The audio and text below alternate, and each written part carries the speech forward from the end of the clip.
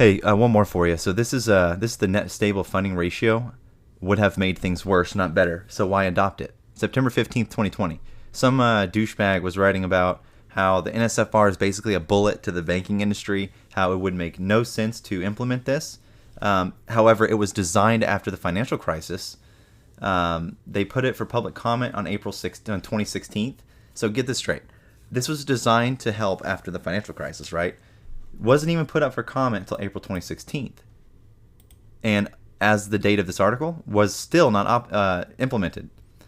So basically, adopting the NSFR at this time would be both ironic and reckless, they said. As we discussed in this note, had the NSFR been in place in the United States, it would have made September 2019 episode of repo market volatility and the March 2020 episode of Treasury market volatility, when the financial system walked up to the edge of catastrophe, worse. That's funny, because almost a year later, what do we see going on in the repo market? Records being broken. So this premise was proven incorrect. Not implementing the NSFR increased the repo activity. And if you go down to the bottom, I'll link this below. I'm not going to take too much more of your time. But it says the NSFR needs to be rethought. Even though the stable funding requirements in the NSFR and repos and treasuries are the flaws that would have made financial markets less liquid and the volatility in September 2019 and March 2020, the banking agencies cannot just tweak those aspects of the regulation and safely adopt the NSFR.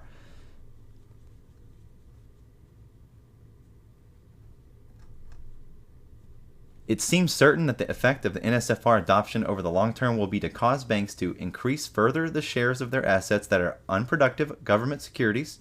Remember, the unproductive government securities are going to be counted as the ASF ratio that they need, right? So they can only use unproductive. They cannot use things like cash. It will not fall under it because they need to be using their cash to invest and grow our economy. So anyways, and it also will increase deposits at the Fed and reduce shares that are loans to households, which is traders or retail, and non-financial businesses or reverse repos that support market-making activity. So we're going to reduce reverse repos that support market-making activity. That's good. Why would we want to repurchase a bad collateral and then use that bad collateral for market-making?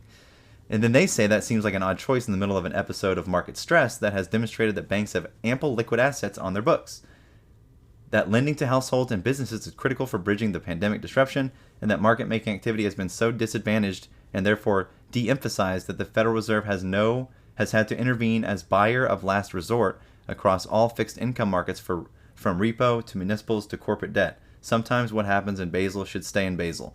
Well, that's too bad, buddy, because it just got approved over the weekend, and there's no news on it because, the banks own the news for the most part. And, yeah. So this is cool. This is very cool.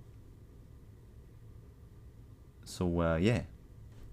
And then here's another one. Banks urge the Fed to revise liquidity rule. That's the same one we're talking about now. That was a month after the previous blog. I don't think they did because everything they were complaining about still implemented. So I think they're screwed. We're concerned that the banks like to live life on the edge with as little liquidity coverage and as low a net stable funding ratio as they can get away with, he said. You make more money with more complicated investments, and we think that complication poses risk. You dang Skippy. You dang Skippy. Remember, this was to prevent what happened in 2008 by requiring more monetarization over these banks, and it's happening. Only question is when. When will they have to first report? We will find out. Good evening.